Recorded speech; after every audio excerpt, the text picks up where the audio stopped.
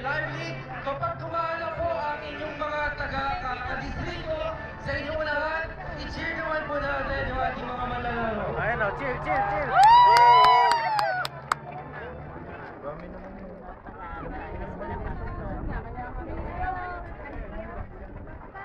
Okay, una po sa pila ng ating pagpasok ay muli ang mga delegado at manlalaro mula sa distrito ng Nueva Ecija South.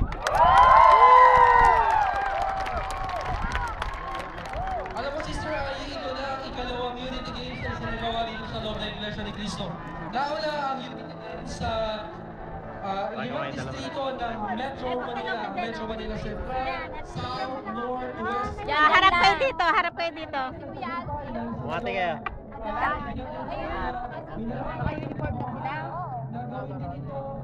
Eden, sarap dito.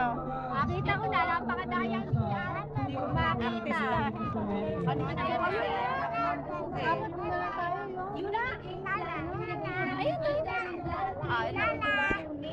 ayun na. Si Popo. Ay, sarap naman mag-enjoy. Wala na tao rito sa taong bala. Wala na mga tao rito. Oo, dito yan. Sana pala nag-prayer na lang ang tayo, di ba? Against the light. Bukod sa apat na nabanggit natin at kasama ngayon sa grand opening, O, teka, pupunta muna ako doon. O, sige, mano ka. Yan. Nakaaraw. Actually po, yung 16 districts na kasama po this year ay nilalagay sa apat. So yung ay ba tayo lang malapit sa 4? So bawat grupo ay meron din apat na distrito.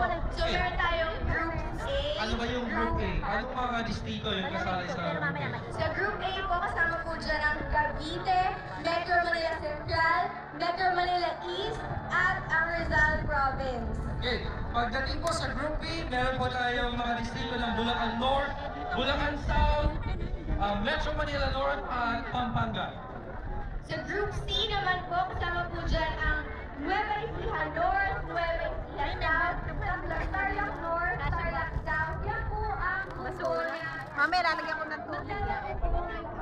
So, lahat ng mangyayaring eliminations ay mangyayari ngayong araw at sa susunod na linggo, doon na natin malalaman sino ang official representative ng Group C na lalahok sa ating finals come April or May.